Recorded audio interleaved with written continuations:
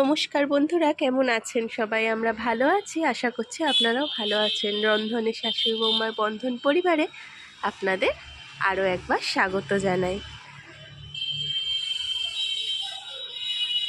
শীত তো প্রায় পড়েই গেল। এখন তো সকালের দিকটাই যা রোদ পাওয়া যাবে, দুপুরের পর থেকে একদম মেঘমেঘ করতে লাগছে।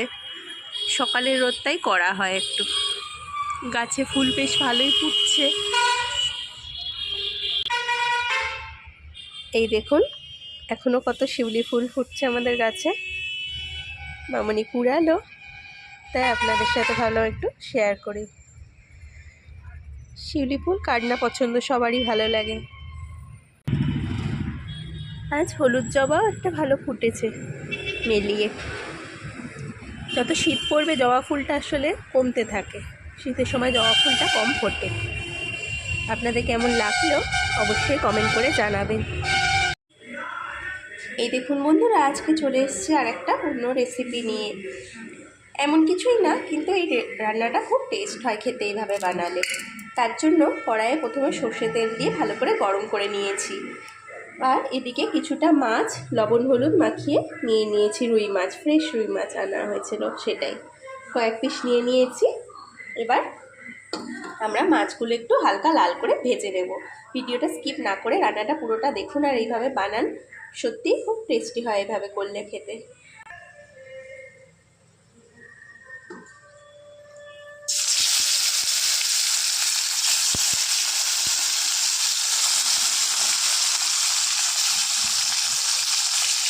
দেখুন বন্ধুরা, মাছগুলো দিয়ে দিলাম তেলে। এবার এপিট ওপিট করে লাল করে একটু ভেজে নেব। খুব কড়া করা হবে না, হালকা লাল করে। এই দেখুন বন্ধুরা, আমি লাল লাল করে 4 পিস মাছ ভেজে নিলাম ভালো করে। আর এদিকে একটা মশলার পেস্ট বানিয়ে নেব। এদিকে নিয়ে নিয়েছি কিছুটা সাদা সর্ষে আর কয়েকটা কাজু বাদাম। আর এর মধ্যে মশলাটা মসৃণ হওয়ার জন্য পেস্টটা দিয়ে দিচ্ছি একটু কাঁচা সর্ষের তেল।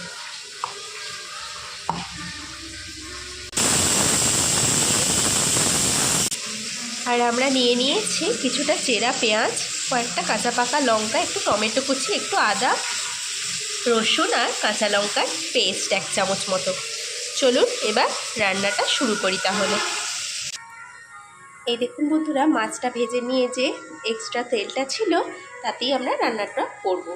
তার জন্য এই তেলের মধ্যে দিয়ে দিচ্ছি সামান্য একটু কালো জিরে ফোড়ন, দিয়ে দেব চেরা পেঁয়াজটা। আপনারা কিন্তু অবশ্যই রান্নাটা একবার ট্রাই করে দেখবেন। এইভাবে বানালে সত্যি বেশ একটু অন্য রকমের টেস্ট লাগে, খুব ভালো লাগে খেতে।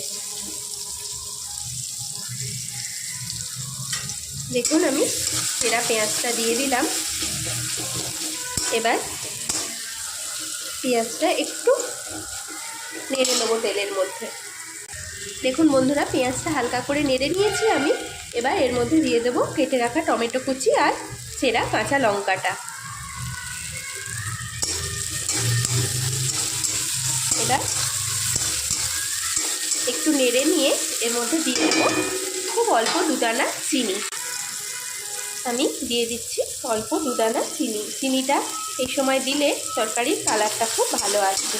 আপনারা যারা পছন্দ করেন না তারা স্কিপ করতে পারেন, কোনো অসুবিধা নেই।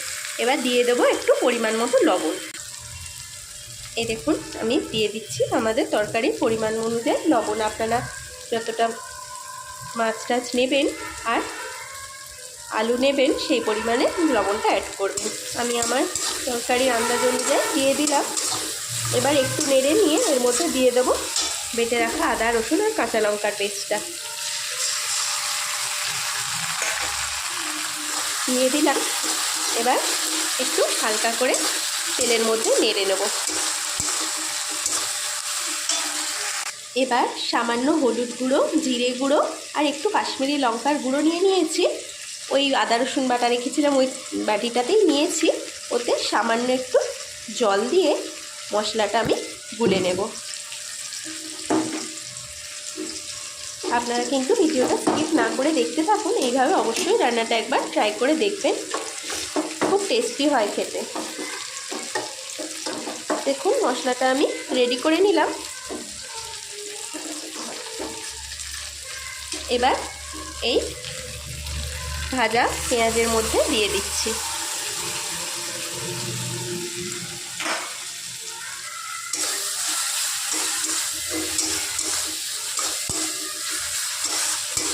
এবার আমরা মশলাটা একটু কষিয়ে নেব যতক্ষণ না মশলাটি থেকে তেল ছাড়ছে। এই দেখুন বন্ধুরা, মশলাটা ভালো করে একটু কষানো হয়ে গেছে, মশলাটা থেকে তেল ছাড়তেও লেগেছে আর খুব সুন্দর একটা কালারও চলে এসেছে। এবার আমরা এর মধ্যে একটা সিটি দিয়ে সিদ্ধ করে নেওয়া কিছুটা আলু চৌকো চৌকো করে কেটে নিয়েছি, সেটা তরকারির মধ্যে দিয়ে দিলাম। আপনারা সিটি না দিলেও অসুবিধা নেই, একটু হালকা করে ভাপিয়ে নেবেন, খুব যেন বেশি নরম না হয় আলুটা। এবার মশলার সাথে আলুটা একটু নাড়াচাড়া দিয়ে নেব। মশলার কাঁচা গন্ধ তো চলেই গেছে, একটু হালকা করে নেড়ে নিয়ে এর মধ্যে আমরা পরিমাণ মতো জলটা অ্যাড করে দেব।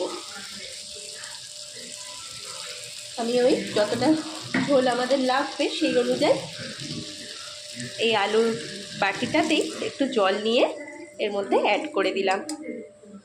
ভিডিওটা স্কিপ না করে দেখতে থাকুন, আশা করছি খুব ভালো লাগবে।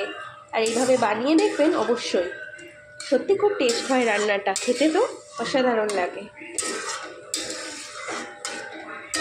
দেখুন আমি জল দিয়ে দিলাম, এবার মিনিট 5 জন্য ঢাকা দেব। এই দেখুন বন্ধুরা, 5 মিনিট পরে আমি চলে এসেছি, ঢাকাটা খুলে নিয়েছি, ঝোলটা ফুটে গেছে ভালোভাবে। এবার ভেজে রাখা মাছটা আমি উপর থেকে দিয়ে দিচ্ছি।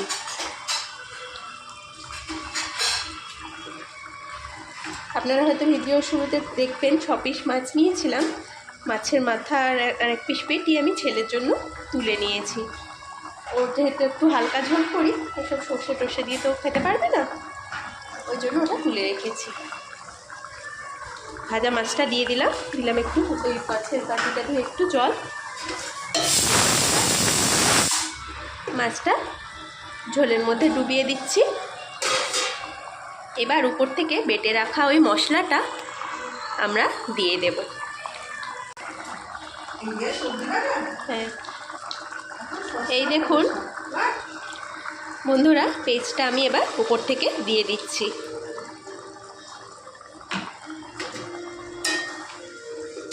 ভিডিওটা স্কিপ না করে আপনারা রান্নাটা দেখুন, আর এইভাবে অবশ্যই কিন্তু একবার ট্রাই করবেন। দেখুন আমি দিয়ে দিলাম, এবার আবার মিনিট 2 জন্য ঢাকাটা দেব।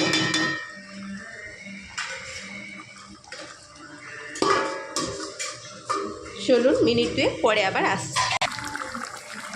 এই দেখুন বন্ধুরা, 2 মিনিট পরে আমরা চলে এসেছি, রান্নাটা আমাদের একদম কমপ্লিট হয়ে গেছে। দেখুন কি সুন্দর হয়েছে। এবার আমরা পরিবেশন করে দেব।